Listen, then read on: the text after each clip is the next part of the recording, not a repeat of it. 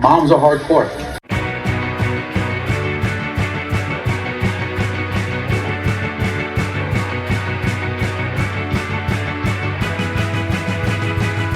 Hello and welcome to Moms of Flavortown. Deedly, deedly, deedly doo. I am Rachel. I am Debbie.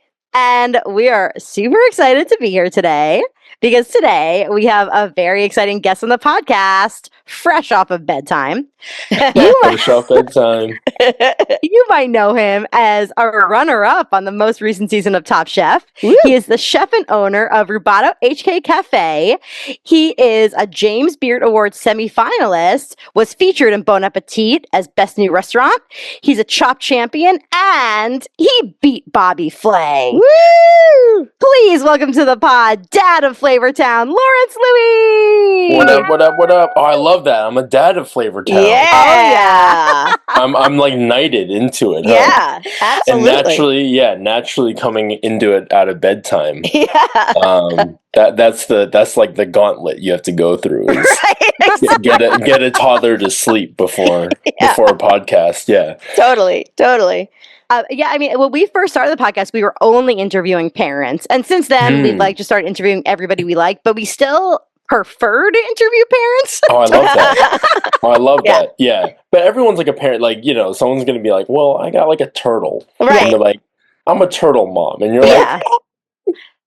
yeah, sure. Well, before we get started, do you want to share how you know Debbie? Yeah, this is it by like naturally, right? Yeah. I don't even remember, Space Jam or Space Time? Camp. Or Space Club. Space Club. Right. Yeah. Right. Space I Club. should know this because I go like once a month. But Yeah. We're not in Brooklyn that often. yeah. But when we are with a toddler, of course we're going to Space Club. Yeah. So yeah, it was a rainy day. We were there for it was like an anniversary of a friend's death. Mhm. And so the friend, they have like a memorial and a tree in Prospect Park. Oh, nice. And so we go there every year. And yeah, this year happened to be raining, so we brought Evo, my son, to space camp. Yeah. and then Debbie came and was like, "Hey, are you Lawrence?" And I was like, "You look familiar too." And then so naturally it was at this space Chaotic. space. Yeah, that was just like, it was a really cool place. I mean, like, Oh, it's it's awesome. the one place that you can throw your toddler around at any degree of velocity into like a pit of stars that like Right. foamy stars or whatever. But yeah. And they let parents participate, which I like. Like, you can also hang out there. Like, not all of the play places will let you participate. So Yeah. Yeah, it was cool. And it was sizable. I feel like there's a good amount of stuff to do Yes. for what it was. Sometimes you like pay for space and then you're like, is this just a sandbox with Right. some Yeah. toys in it? Yeah. I'm like, could have just gone to the beach and Target and Yeah. got the same thing. Yeah. And the funny thing too is that like I have face blindness, and so that's why I was like just kind of like walking up to you like I don't know, like my friend who is with me is not like a food person at all, and I was like showing her your bio photo and stuff, and I was like, is that him? Like, I don't know. I was like, fuck it, I'm just gonna Yeah. And if it's not, it's not, Yeah. Yeah. Yeah. Did you get But it recognized by wasn't. anyone else that day as the guy from Top Chef? Not that day, no. But it did. You were the first one to recognize me out of state. during the season. Wow. I mean, and that was my first time out of state, to be fair. But after that, I realized, I was like, oh yeah, like this is a national thing. Like it's like, oh yeah, like people watch Top Chef from everywhere. Yeah. So it was a very cool moment. But Yeah. but thank you I'm for, glad I for can saying hi and Yeah. Debbie is a food TV personality herself, so. Mhm. Okay, so let's get into just like the meat of the interview and talk about your food history. Mhm. So we know that your mom owned a bakery, right? Was that when you were a kid that she owned that? Yeah, she opened it in 2000. I think I was 12 years old or 13 years old. So it was kind of like a, because that wasn't her career path. Like she was a full-time teacher, but she opened the bakery as almost like a hobby. But more importantly, she opened it as a practice space for her rock band. I love that. So, and even so now, awesome. like literally she was with my son today and she dropped him off, was like, we're taking a break from the band. We're just gonna, so we won't be in the basement anymore. But they were practicing like last week. So wow. And she's like 72. So I love 73 that. this year. Does she play shows out? Like yeah. like they do, it's not like venues where it's like booking to see them specifically, but they'll go to like the Hong Kong festival in Boston. They'll play at that. August Moon Festival, they play at that every year.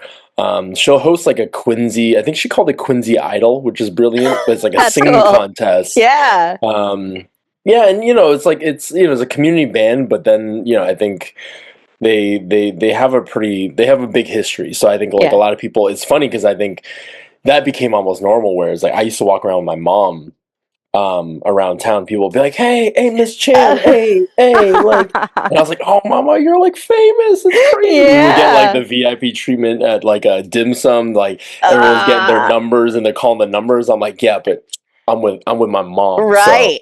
So we're all set, like. Yeah, so yeah. That's so fucking cool. I love that so much. So did your mom like cook at home when you were really little, or like what was like? Not like food. I think it's, I think honestly, like inherently just growing up Chinese American, like food was always important. Like I don't remember the last time that like you don't think about the next meal. Like it's just even just conversations. My dad probably cooked at home more than my mom did because she was busy. She had a bakery. She was teaching. She was rocking out. Yeah, she was shredding. Band, so yeah, exactly. And so yeah, it was just like everyone cooked. Like it was kind of like it wasn't like a thing, you know what I mean? Where it was like, oh, do you cook? Do you not cook? It was just like everyone just knew a little bit of something. Like everyone knew how to like pick good produce. Like these are all like normal things in the community, and I think that it just like growing up around that, it just became like almost this like idea of like a foodie culture was already ingrained into it. So it's like you think about, I'm like, I don't know how many people are in China, but there's like, I don't know, a billion people of like, you know what I mean? And they're all foodies. And I think that's just how people grew up. So I think that's probably a big part of what attributed to like kind of my food history and like what pushed me to become a chef and like be connected to food was just like, like everyone was just, it was everything. Like we go to like even funerals, right? Like my grandma passed earlier this year, but it's always like we go, yeah, no, it's cool. Yeah. She had a good life. She was 96, 97. Oh, wow. So, but thank you. But after she passed, like we do the whole service and everything, but then we always go out to eat. And that's kind of like the, how we close out everything, weddings, everything's around food. So, yeah. So go ahead. So on Top Chef, you talked about how like you had that moment with your wife in China in a train where you're like, I think I might want to open a sandwich shop. But like how long had you been thinking I might want to be a chef before that? Like was this maybe would kick around your brain when you were in high school, or like when did that seed get planted? I was literally, I think, within that year. So I was a community organizer for like 5 years or so. Like I came out of like almost going into academia. Like I got my master's in American Studies and wanted to do like Asian American, Chinese American studies. Wow. And wanted to do research, wanted to teach and like work with like college age and young folks to like, do movement building and like community work. And so I did I ran a high school age youth program at a place called the Chinese Progressive Association in Boston's Chinatown, and did that for like 5 years. And it was great, but like, like working with high school youth, like after a while, you're just not that cool. So people are like, are you going to do this for the rest of your life? I was like, I hope not. Like, but then it's like, so then obviously the question is like, what are you going to do? And so like, I thought about education, thought about, should I just like finish off my PhD? Like, I don't know, and so I took a year off and went to China, and that's where, my wife and I met. But really it was like a mix of things. Like it was like a really random year. Like I think in that year, like I was a captain of the international basketball team. I was like, wait, what? Yeah, it was really random. It was like I'm like a bro, but not at heart. And so like, yeah, I was like the American kid, like yelling on the basketball court. I was like doing some like this is like some underground like labor movement studying kind of stuff in China. Wow. That I won't talk too much about because I would get anyone in trouble. But, right, of course. But I think that and then also like this apprenticeship, like doing hand pulled noodles. Yeah. And so kind of like this weird kind of like let's just explore and do whatever. And it was really like almost like this, like this eat, pray, love kind of like just like soul searching type of thing. Like, and it sounds kind of cheesy, but it really was. And so like out of that year, like I did a lot of journaling. I did a lot of just like self-reflection and just like trying to, I think, learn about myself a bit more and be aware. And I think the result of that was kind of like, like community, being Chinese American, being like all these things. And like, I think, I was part of this Marxist reading group. And so it like wasn't fun for me. Like it was cool and I like love theory and all that kind of stuff. Yeah. In theory, I love theory. But like I'm there with a bunch of other like labor nerds and I'm like, y'all want to go eat? Like, can we, this is Friday night. Like I know like we're all like nerds, but like I'm like, come on, this guys. is the conversation that I have with my husband every day because he's a theory nerd and a Marxist theory nerd, and I'm like, shut the fuck up, just tell me where to go and what to do. But let's do other things too. totally. And I think that's what it is. It's kind of like I think you just learn. Almost like out of guilt, I was like, "Oh, I should be part." Like, I believe in all this. I want to be a part of this. But then you're like, like on a visceral level, you're like, I just want to hang out with y'all. Like, can we not? I didn't do the reading, so you know what I mean. Like, I'll be honest, I was playing basketball. Like, I need to say quickly that we've done a lot of interviews, and this is the first time anyone we've interviewed has brought up Marxism, and it's awesome. Like, me and Debbie in like the group chat every day are talking about this, but we feel like that usually people like we're not going to like ask somebody like so. So how do you feel about Karl Marx? Like who? But also on a serious note, that Debbie and I talk about this a lot about how like. As like, like we have like all these like deeply held beliefs, but like ultimately we like love people and like you need to be able to just like connect with your community. And when you're parents, especially, which I know you weren't a parent at this time, it's like just like connecting with people is like the most you can do a lot. And that's very meaningful. So I'm like, we're obsessed with you right now. I know. My gears are turning too, because like, I grew up in Queens, obviously, like we have my grandma used to call Flushing her own special Chinatown. Like it's where, like this is where I grew up. So I have a lot of connections in the Chinese community, including like my good friend Eugenia is she's the head of this nonprofit called Caaav, which is, do you know them? Do I know Caaav? Of course I know Caaav. We did so the youth program I ran, we did an exchange 1 year. We only did it 1 year because it was like we didn't have funding after that. That's really what it was. Like, I paid too much for a rental car, so like and like took a bunch of like high school youth to like go to New York, and we kind of did this exchange where we of course. Oh god. Oh my god, that's awesome. I'm like and it's so funny because like I know you and I were talking about getting Cantonese food at my friend my friend Lawrence's place. That's like one of my best friends from college. But like like we'll hook you up as soon as you come in. Cool. We're all so cool. Yeah, so cool. Yeah. Okay. This is what. Yeah, we're psyched right now.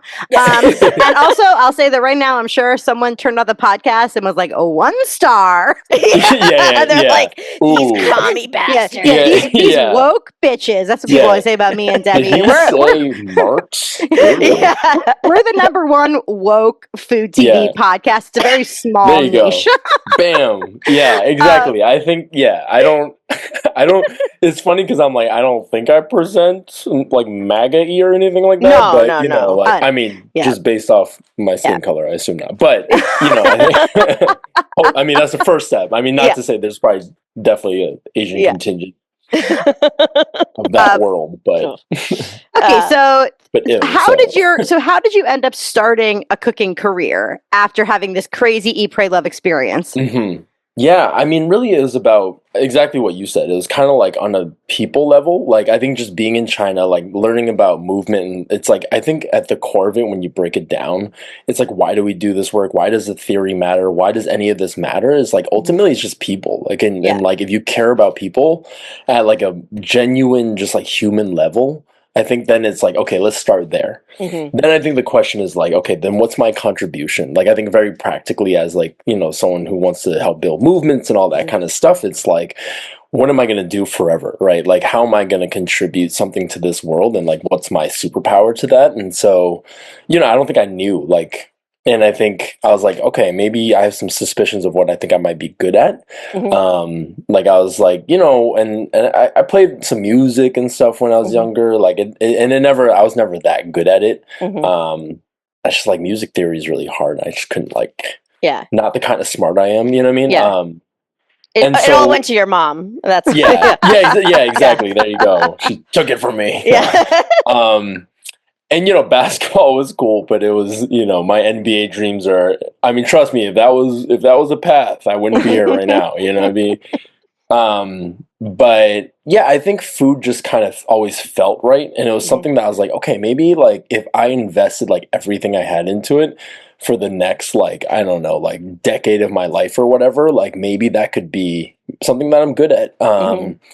And I think it was worth a try. I think just like having a clean slate coming back from China, like, not having a job. Like I usually thought about like, I was like, should I just try and do like community work and just be like a postman? Like, you know what I mean? Like deliver mail in my short shorts, like during the day, like end the day at 3 and then be like, I'm going to go organize at night, like, it was just like, it was nice to have a clean slate. And so I think food felt like something I had to at least try, where it was like, I don't know, I think there'd be some regret there if I didn't at least try. And so, while I was doing the hand pull noodle thing, that was cool. And like, before that I was cooking, like a lot of the community work that I was doing. It's funny because like the fundraisers, it's hard to do it, raise any significant amount of money without food. That's what I learned. At least for like the Asian organizing stuff I did, it's like, it was hard to draw people out. Like, you know what I mean? And so even now, like actually this past weekend, we did a fundraiser called the Celebration for Grassroots Organizing. And it's literally, we raised $300,000 of just cash money. Amazing. And it's like, I'm in charge of cooking for it every year, and we do like a lobster boil. But that's like literally 15 organizations. We split the money evenly, and it's just like no strings attached. Do whatever you do with the money, and like just do the good work you do. And I think that's really cool stuff. And so like food, I think just always still felt like a center point culturally, but also like in this kind of community world. And so I just like, I wanted to open a restaurant. I was like, the dream was like, okay, let's open a restaurant. But I was like, well, before I open a restaurant, I should probably learn how to cook better. And then, and as someone who's just like, I think like has a lot of respect for like people who do things well and like has a craft and like, everyone's got their thing. I'm like, all right, if this is going to be like a superpower for me, like I need to get super at it before I like, can like call myself a chef or whatever. And so like, I went back, to Boston, because I had no more money, and I was like, hey, mom and dad, let me come live with you. Actually, my parents were separated by then, so I was like, hey, dad, let me come live with you. And so and I just like applied for jobs. Actually, in between all that, this actually, I always forget about this, I never talk about it much, but like we had a we tried to start, we as in like a bunch of like community organizers, like we tried to start like a catering co-op called Olio. And like we incorporated, but we never really fully functioned as like a real co-op because all of us had like real jobs, and we were like, we just want an excuse to cook. And so we tried to build that up for a little bit. And it wasn't, building your own business off the bat was tough. And so I was like, okay, I need to like learn how to cook. And I got a job at a restaurant and literally just applied to like, I think trying to be humble about it and just being like, okay, I don't know anything. Like to me, like the restaurant world was not in my, like I didn't understand it. Like it's not something I grew up around. So like you think about all these lists and all these things. I was like, I was like, who's James Beard? And like, what is he doing right now? Like. So like it's, I think all that was a new thing to me. And so I applied to a bunch of jobs. I like literally looked on Yelp at that time, and I was like, what has like more than 4 stars? And applied to a bunch of restaurants, got like 2 stages, and took one of those jobs, and it was Oleana, which is like Anna Sortun, who's the chef there and owner. She like has a James Beard Award. They are like the Eastern Mediterranean, like modern Eastern Mediterranean restaurant in Boston, and I had no idea, but my sister was like, that's because she's like she's a yuppie, and she's like, oh my God, that's like my favorite restaurant in the city. I'm like, oh, cool. All right. So sorry, long story. Wait, no, but that's, no. Can I ask you a quick question? Did your wife come back with you from China when you where was your wife at this time? Yeah. That's a whole other. Yeah, that was a whole other like side quest story. So that we met at a party. I was like, single, ready to mingle. Like, didn't have any kids, obviously. I hope not at that point. But sorry, that was very like broy comment that to you say know that. of, yeah. Oh, yeah. Oh, but yeah, no, like we, I think we spent some time together. We took this trip to kind of like to Hainan from Guangzhou, which is like like a 15-hour train ride, which is terrible. We took an airplane back because we're like, what is this? Yeah.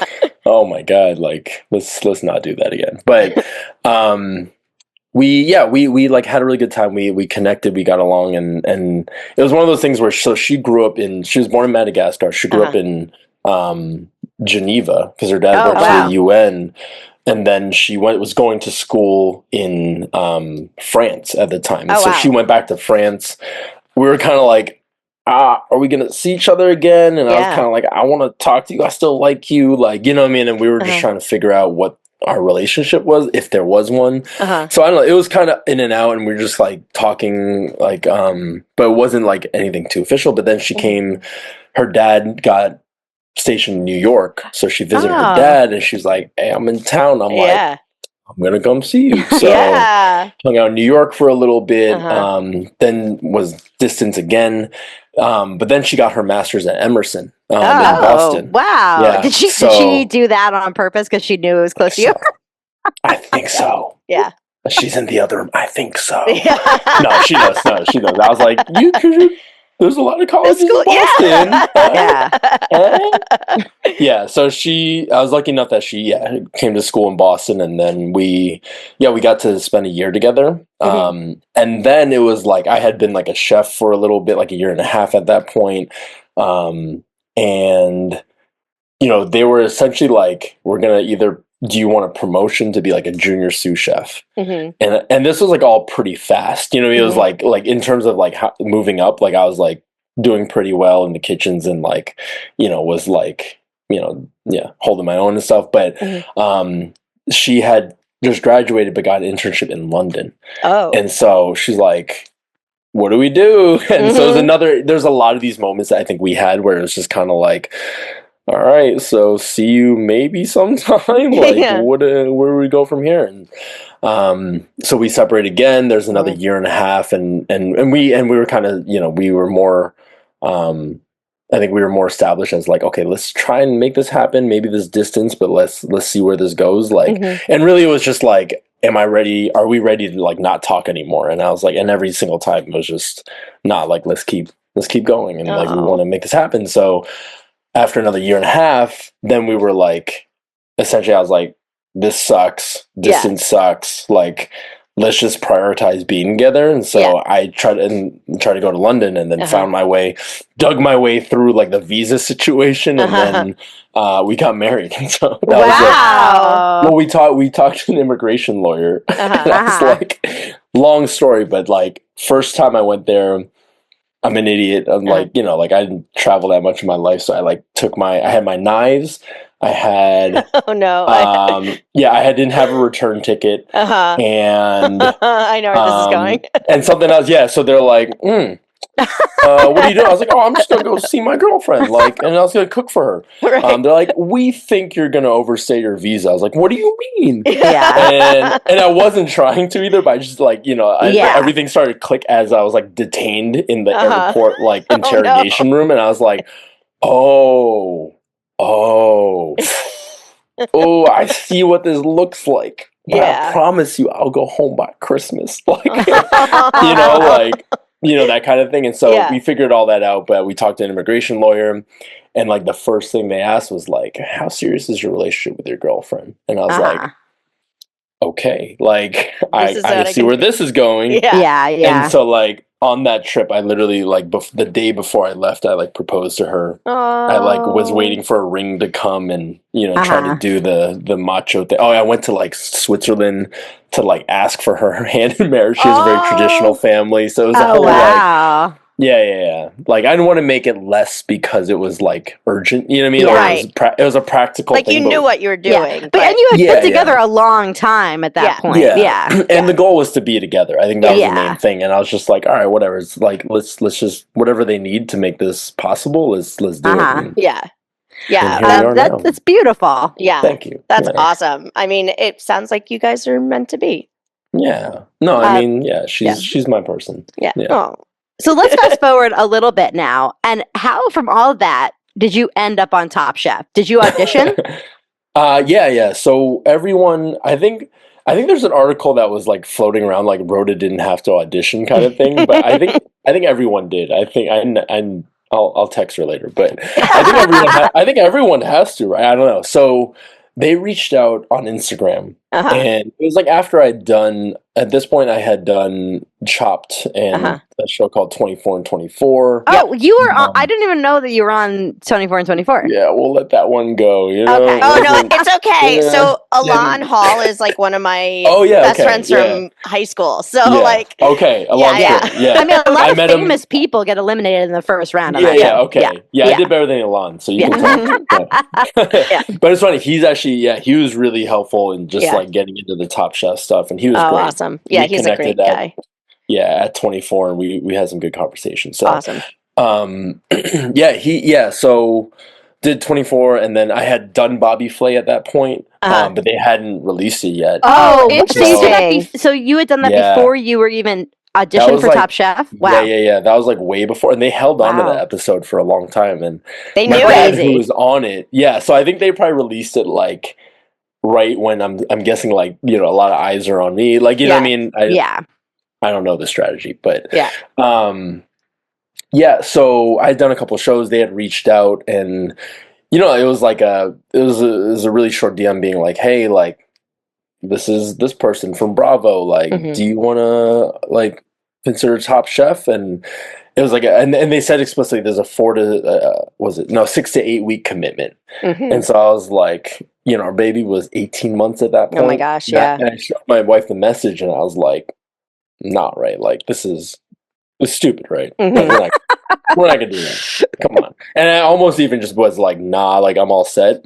But I was like, okay, we make decisions together. Let's run this by her. And she was like, what are you talking about? She's like, are you kidding me? And she grew up watching like Top Chef France. Cool. So she was like, is this like the real Top Chef? And I'm like, oh, it's hard with the Instagram, like it's like I was like, don't know. I don't know. I think it's bravo.com/something. So so she was the one that pushed me to be like, because I think the real thing is like, if we do this is like a collective decision between like me, her, but also like other family. Like it's the whole village that needs to kind of be in on this, because I'm like that's it's single mom for 2 months is not a small thing. So so we kind of built the systems around supporting the restaurant, but also supporting my wife Rari and the baby, and so we decided to do it, and grateful for that now. But it was a hard decision. Yeah, I'm sure.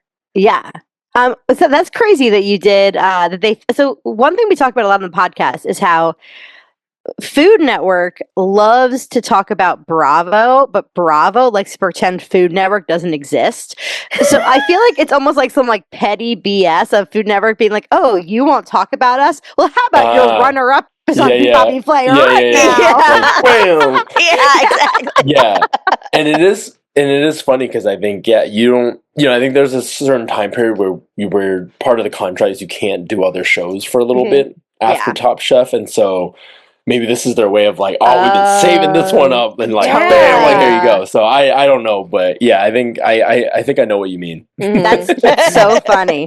Yeah. So how did you prepare for Top Chef, and did you know it was going to be Carolina's? Well, I found out it was the Carolinas when everyone else did. Mm-hmm. Like when after they do like the call and they're like, "We'll love to have you on Top Chef," and you're like, "Oh my God!" Mm-hmm. And so naturally, I was like, first question: do I get haircuts every 2 weeks?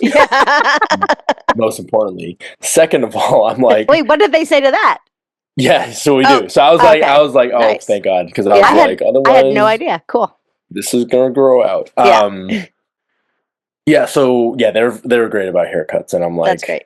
That was important to me. That was like the one thing. I'm like, I'm not like one of those like fashion chefs. Like, right. I'm not like, what I mean. This is like what I wear all the time. But yeah. But I was like, I just want my haircut. Like, and. Yeah, so they and then so yeah, naturally I was like, where are we going? And so they're like, you'll find out. And so we only find out when they announce it on Instagram or whatever, publicly. So we were kind of awaiting that to kind of figure it out. And there's a lot of prep. So there's a lot of prep that was just like general Top Chef stuff. Mm-hmm. And then when it was location based, I was trying to like save the last 2 weeks to be like, okay, let's like go hard on the specific things. And I think being an organizer, being kind of like, this was like something that like was very much prepared for. So my best friend who is he does like oh my God, he does economic justice stuff. So he does like a lot of like social economy. He does a lot of like participatory budgeting stuff. Like he's big in that field, and so he's got his own thing going. But he's like one of the smartest people I know, and he's also like a Top Chef super fan and my best friend. And so like when I told him I got on, he's like freaking out and he's like, all right, let's go. He's like, I got a curriculum for you. And so that's awesome. He started like, there's an Excel document we have that's like, I don't know, 26 tabs or something like that. That's just like, it's everything. It's like recipes, but it's also like different techniques. It's like specific ways to like process each, and some of it I think maybe I don't even know how much of it I took with me, but like it was like, okay, when they give a challenge, this is like the step 1, step 2, step 3 of how to meet the challenge in different ways. And I think some of it was like, we worked on it together, so a lot of it was just naturally how I thought about things in general, but it was also like trying to be strategic about like how to do well, and to play on the strengths I have as a chef. And so yeah, we practiced a lot. And then when we learned about the location, it was, we were like, okay. And it's funny because the one thing I was like, I don't think we need to work on that is whole hog. And I was like, there's no way. I was like, just think about, I was like, budget wise, there's no way they're going to have a film crew film us for 24 hours. Like, I'm pretty sure they're union. I'm like, that means they're going to be doing 3 shifts. And I'm like, do they even have, like that was my thought process. I was like, there's no way they're doing whole hog. So when they announced it, I was like, oh, all right then. Wait, so had you not watched a lot of seasons of Top Chef? No, it was like halfway through casting. We don't have a TV, and so like, whoa, yeah. So I like don't. I used to watch like Chop was like the only show I kind of ever watched, and like I know of other food shows and know generally the format, and like other people. Top Chef is huge, so I like I had like. I met Elon. Like, there's a bunch of folks on 24 that did it. Yeah. So, obviously I know what it is, but like even it was, I think, halfway through casting when I was like, oh, we're like doing background checks. Like, okay, like I might actually get on this show. Like, this is kind of crazy. And that's when I was like, I should probably watch some seasons. And so I watched all of last season, 22. And then like, I got like 75% of the way through 21. Okay. And it was kind of embarrassing because I met Danny Garcia this weekend at Aspen, and he was like, yeah, when we did the finale on the boat. And I was like, totally. Yeah. I knew he won, but I was like, yeah, like, oh, yeah, obviously, you guys went on the boat. Yeah. Totally. I saw that. Yeah. And, so it was like, I got like, I think like, 70, like to like, I forgot, like after Restaurant Wars or something like that. Yeah. But and then I had to like, like, I think do other stuff, but it was that. And then I think a long time ago, I think I remember watching Stephanie Izard's season. But I was like, that's it. And then everything else is just kind of like little bits here and there on social media. Yeah. Because they've done. Oh, sorry. I was going to say they've done whole hog before on Top Chef. Oh, really? Okay. Well, so it's interesting that they, AI didn't tell me that. So you can't go to the Carolinas and not have like some sort of smoked something. Yeah. I realized that while we were doing it. Yeah. It's okay. I mean, look, like there were some moves that you pulled out on this season that were like just awesome to watch. Like I was just thinking about, I think it was the bow episode, and like watching you like work the dough and everything like that. I'm like, you got like, it was so cool to watch because you were just like, it looked almost not mechanical because it was like too smooth for that, but like it was just really cool to see you the way you did it. So I was like, that's really cool that you and your friend, thank you. Like plan that up. Speaking of the organizing and stuff and like, like your past, it's like one thing that I feel like really impressed the judges with you, especially Tom, is that you consistently put in so much work to your dishes, and Tom loves that. And it's like the workers are the backbone of everything. That's what I mean. Yeah. I mean, it's funny because I think that is part of it, right? Where it's like, I think a part of the game is not just being like, okay, how do I create this great dish? But I'm like, how do you, like, the ambitiousness of the dish and the execution? I think a lot of it is being aware of how much you can accomplish in a certain amount of time, and which all chefs are generally really good at. But I think there is this organizing piece of kind of like planning and thinking about things in a certain way, where it's like, when you see like minutes on like a meeting and it's like, first 15 minutes, we're going to do introductions. And like, and as a young organizer, you're always like, oh, whatever, agendas don't matter. We'll just go like, well, we'll take 30 minutes. People matter. And then you end up having a 4-hour meeting. And it's funny because you take some of that, you put it in the chef world, and it's like, everything's more concise. And I remember doing like, I don't do much organizing stuff. It's like, I try to be more focused on where I put the energy and stuff. And like, I'm like, okay, $300,000 fundraiser. Hell yeah. But like, other meetings, I'm like, I just don't have time for it. But I remember being a part of a meeting at some point after being a chef for a while, and I was like, damn, we work slow. Like, like I get it. Like, the check-ins are lasting forever. You're in the kitchen, you're like, you good? All right, cool. Like, here's your prep list. Like, so being in that world for a while, you kind of forget, and I'm like, oh, wow, this feels really slow. So, well, also, I imagine, being a dad has to be part of that too, of like, like you got to get out the door to get to school or something. And like, like everything in our lives, right? Oh, 100%. I mean, I think that's, the parenthood is such a, I don't know, wild kind of part of all of it. Cause it's like the most almost like ever changing part of it, but is also the most important. So it's like the one thing that I feel like there's not much control over, and you just have to like go with it. I'm like, oh yeah, like now and it's funny when we're scheduling this, I'm like, all right, 8 p.m. like that's easy. That's gonna let me like have a dinner before bedtime. But I'm like, oh, schedule change, and it all takes is like 2 days, and you're like, all right, I guess 8 p.m. isn't the time anymore. Totally. So it's like, I think that's the kind of thing you have to let go and run with it and like adapt with it. But also, we're on these schedules where it's like, the school is like, we go to Montessori school, and they're like, it's like $1 for 15 every minute you're late, and they don't actually enforce it. They don't enforce it. But like, it's like it's in the thing, and so you're like, stuff like that where you're like, all right, we got to get to school because I'm not rich. Okay, I'm gonna bring it back to a few Top Chef questions quickly because we're getting short on time, and sometimes sometimes I'm the taskmaster. Sorry about that.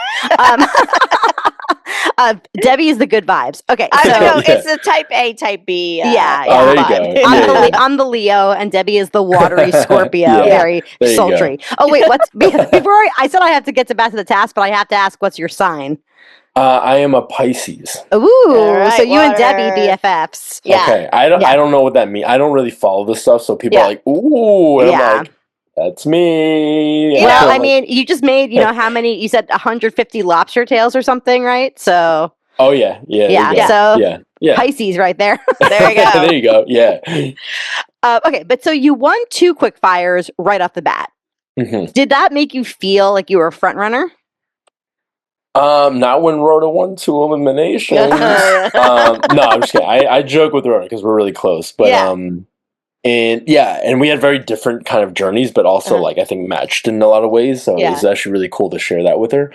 But Yes and no. Like, I think, I think one thing it was, in terms of preparation on the show, I think one thing was like a lot of emotional and mental preparation, knowing that we're going to be in competition and like how long this thing's going to be. Like, it's going to be already feel like a marathon. And then I'm like, it's going to feel worse than that. Being away from family, like, it's going to be like harder than what I think it is. And I wanted to be very prepared for that. And so part of it was just really about, I think not letting the wins get to you and not letting the losses get to you. Yeah. And so like, 2 challenges in, it's like great, 1, 2 things. I don't want to like get up on a high with that. Sure. And I'm like, I think I was approaching every episode like, okay, we worry about the next one and nothing else. Like, I'm not worried about being top 10. I'm not worried about being Restaurant Wars. Like, a lot of other shows have benchmarks. And I'm like, I don't care. Like, it doesn't matter what the benchmarks are. We just stay present and we stay like even. So it's kind of like, let's just stay in the middle. And it kind of messes with you in some ways where like you force yourself to think like that because like,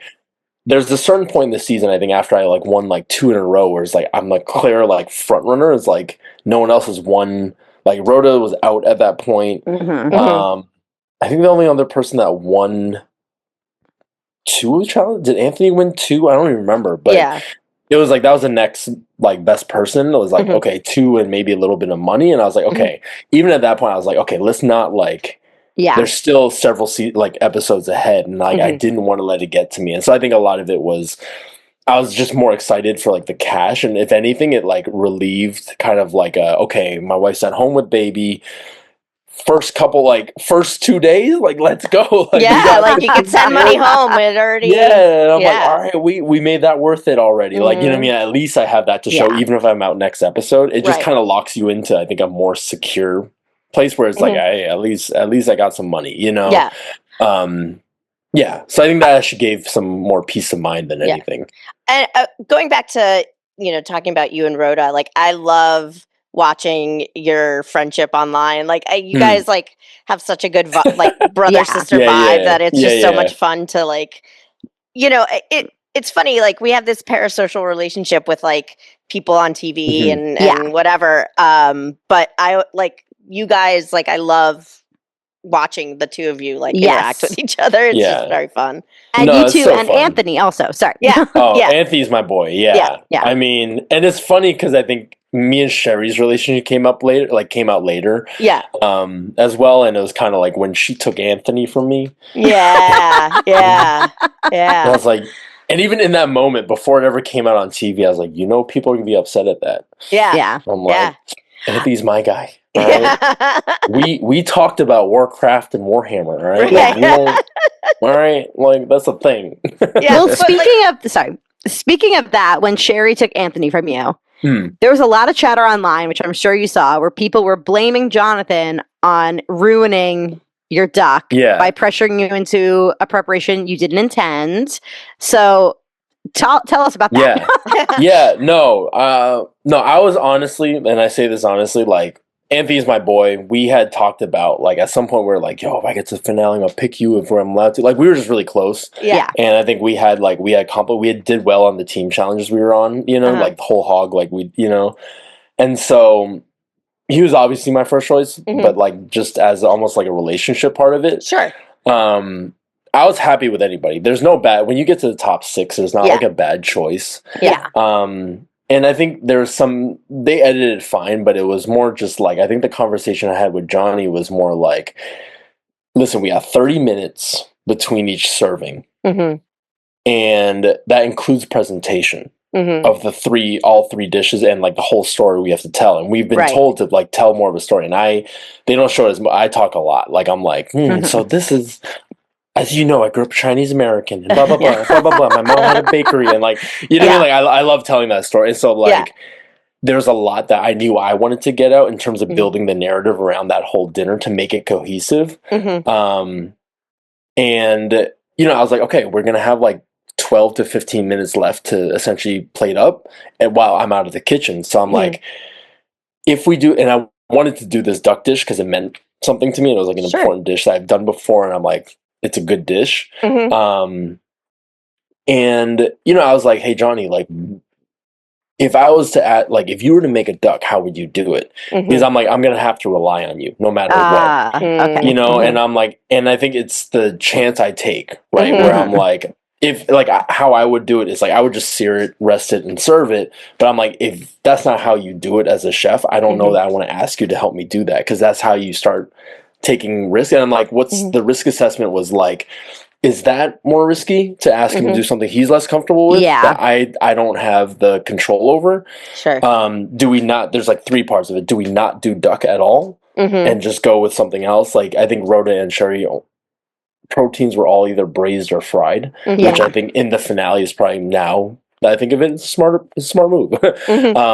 Or like fish might be a good idea. But, you know, I think duck is just in the middle of this kind of like, can I do it or not? And then the other option was the sous vide, where I'm like, I've done duck like that. I think if it's done right, it's not bad. And not to say that he did it wrong, but I think it's also got, it gives consistency, but it's also going to have, you know, I think some downsides to it in terms of how it's cooked. Yeah. So we had that conversation, and ultimately, like, it's my choice to make the duck. I think that's like Johnny had no kind of like, there was no sort of like, dude, you should do it like this. You know, it was more like an assessment of like, what's the best approach between who we have on our team, the two of us, like, and you know, and I was like, all right, let's go with this. Let's do this. And if he knows how to I'm like, I'm gonna do this. We ran over the plan of like this, and I asked him a bunch of questions. I was like, yeah, but what about the fat? What about this? What about this? And we, you know, I think we didn't show any of that, but I think that was the depth of the conversation that we had going into the finale. And I think it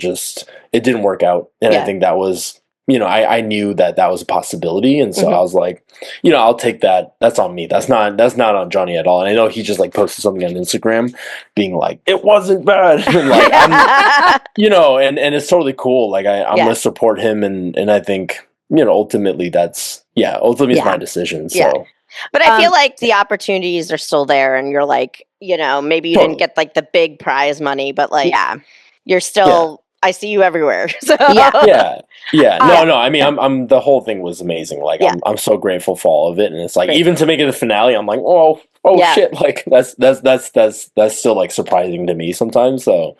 I want to say that me and Debbie talked about this, how your story about like, you know, like seeing the hanging ducks in the windows, like makes you like know your community is there. Just like me and Debbie, who obviously we are not Chinese, but we like, you know, like living. No. You know, being what am I doing here? Being New York Jews, like I just feel like that we also like related to that of like, you know, you're somewhere great if you see hanging ducks in the like, because like we rely on. I don't think that I could live somewhere that didn't have good Chinese restaurants near me. For real. As a New York Jew, you know.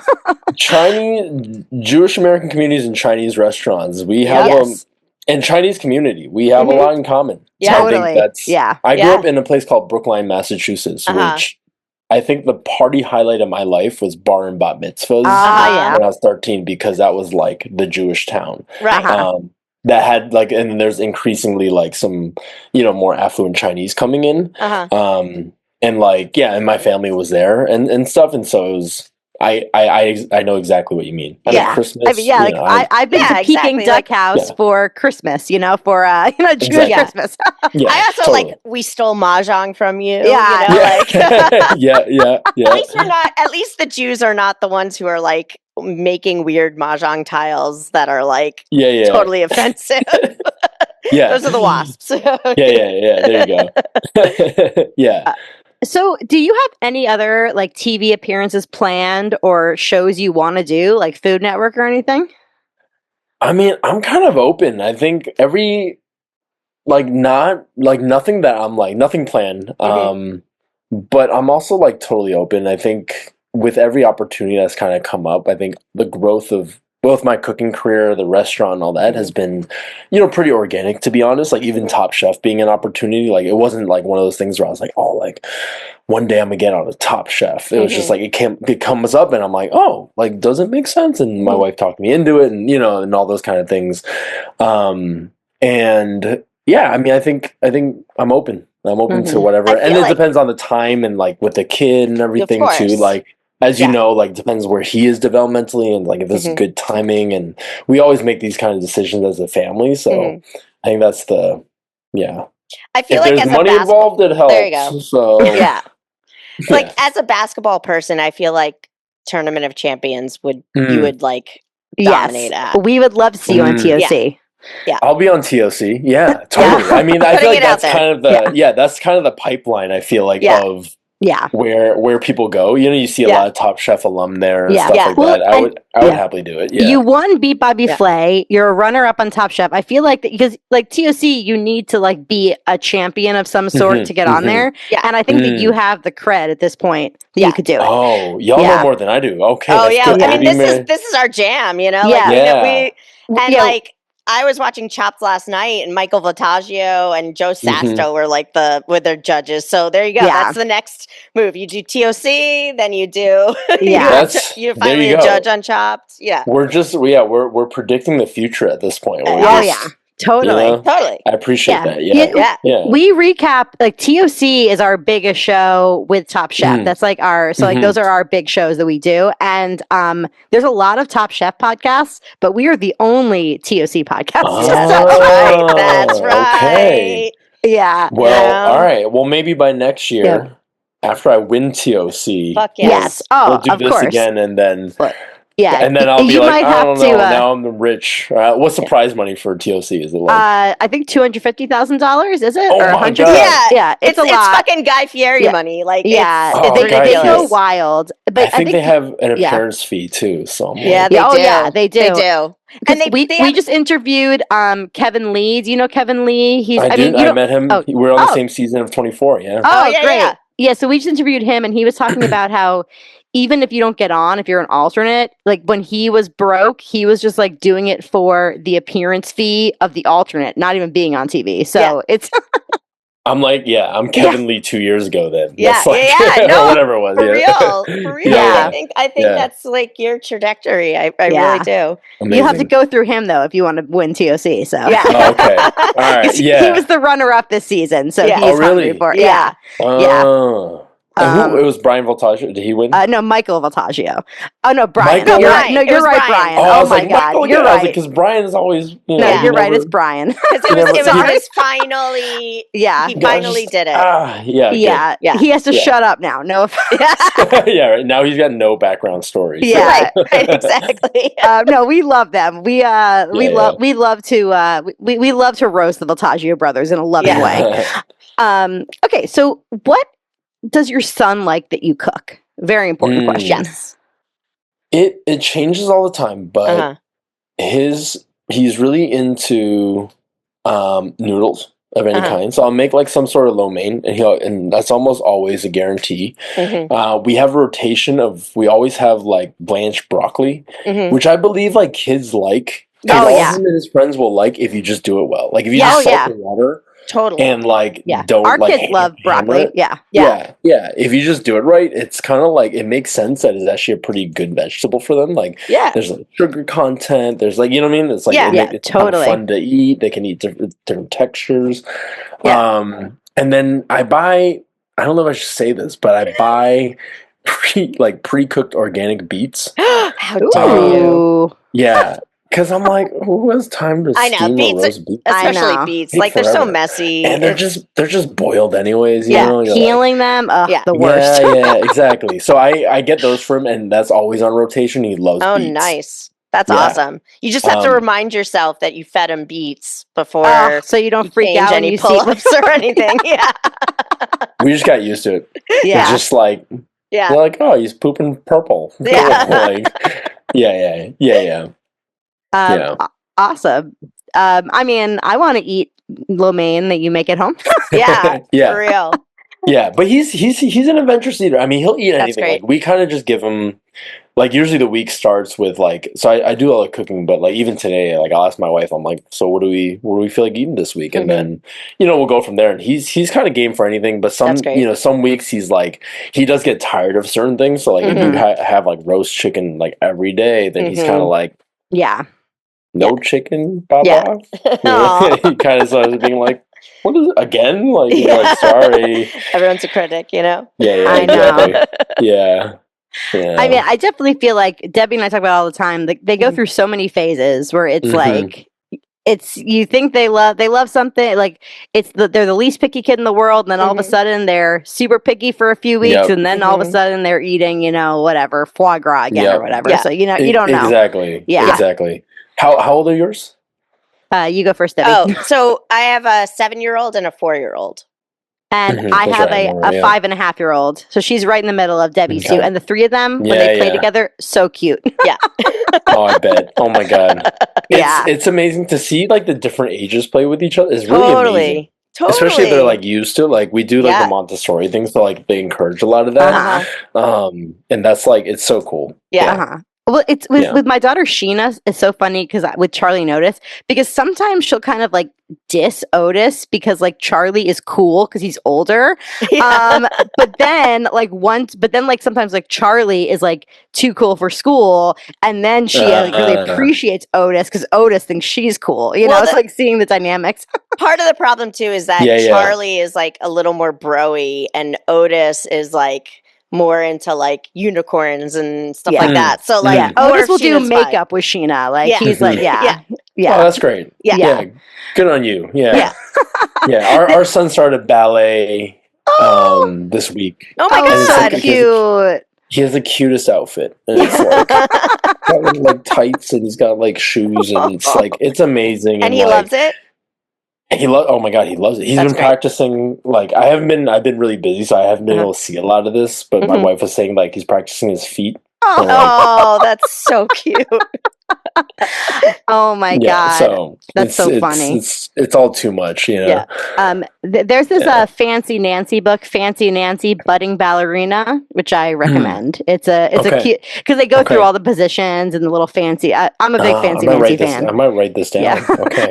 I'll DM you. Fancy Nancy Budding Ballerina. Yeah. Okay, so we should start wrapping up a little bit, even though I don't want to because I love you. I mean, Laurence, can we just can we have you on again in a few months to talk about other stuff? Awesome. Absolutely. I mean fun. it. So we always wrap up the episodes by talking about what we're having or what we had for dinner. So Debbie, you want to kick it off? Yeah, Laurence, on Mondays we usually go to this Thai place in our neighborhood called Bot. And this is really funny because the orders are usually like Otis always gets chicken pad Thai and Charlie always gets bang bang shrimp. And usually Charlie just eats the shit out of it and like whatever. Today, after years of always eating bang bang shrimp, tonight he was just like, he took like 3 bites and then he was like, that's it for me, which is really interesting. Okay. Yeah. I don't know where. It's like an evolution of some sort. Yeah. I mean, he's usually like a noodle, like when we go to get Chinese or whatever, he'll get noodles. But for whatever reason, like, it was really interesting to see. But what did you get, Debbie? Did you say what you got? So I got You ate the rest of the Big Mac shrimp. Well, because like I also eat like all the, like I take bites from everybody. But no, I had papaya salad that I added tofu to, and then I ate some of Otis's noodles too. Okay, great. Yeah. Okay. And Laurence, what did you have for dinner tonight? We didn't have any yet. Today's a late night, but I went grocery shopping. And I think there's some pesto that I made. That's not like something I make all the time, but my wife was craving it last week. So we have some left over from last week. And so I think I'm going to try and make like a turkey pesto sandwich. Yum. That's like, if no one else is around, I just make like trashy, like good, like sausage and kielbasa with lots of mayo. Like that's my jam with like a giant bag of chips. Yeah. Sounds delicious. So, what was in your pesto? Just a classic basil pesto? Classic, yeah. It was like literally like pine nuts, Parmesan, olive oil, lemon, basil. So you didn't like go into your chop basket and throw some random shit in there? No. It wasn't. It was like literally bought ingredients for that, and it was just like totally. Yeah. Sounds delicious. Yeah. What did you have? For my family, we are leaving to go to Austria for almost 2 weeks tomorrow morning. So exciting. It's been like we've been like cleaning out the fridge all week, and we completed that project. So last night we did what we had to do and ordered our favorite takeout, like American Chinese. And we had that last night and tonight. We got, specifically enough for 2 nights. So we got, and the whole family shared. So what my daughter wanted and what I wanted, my favorite is just like a bean curd with mixed vegetables, which is like my favorite Chinese takeout. And then my husband got General Tso's. We got a large wonton soup and a large pork fried rice. Great. Shared it all over 2 nights. It was great. Yeah, sounds amazing. That's like such a classic order. I mean, it's just a little bit of everything. And I'm so glad that I have gotten my daughter to love tofu because she's obsessed. And like if we order anything with tofu, like any cuisine, you tell her tofu's in it, she's like, yes. That's amazing. Yeah, it's just she loves it. So and it was perfect. We my friend is cat sitting for us while we're gone, so I didn't want to leave anything gross in the house, and I think the fridge is appropriately cleaned out. Nice. And then tomorrow we'll be off to Austria. Also, since we are going, I was going to say this before, but since we are going to Austria tomorrow, my husband is our editor, and he's going to be waking up at the crack of dawn to edit. So hopefully, Does it come out the next day? Is that no? It always comes out Wednesday. Okay. So it's usually it's no problem because he just does it whenever on Tuesday. But we have to go. And then also there'll be no new episode next week, everybody. So sorry about that. But then we'll be back after that with more great interviews. Yeah. So not as great as this one, though. Oh, no. Listen to this one twice. Oh, exactly. Totally.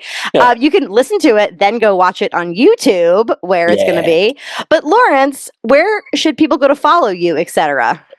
Yeah, Instagram at Laurence Louie. I just got a check mark, which is cool. Congratulations. And I didn't pay for it. All right. Which is why it's exciting, because it was a good deal.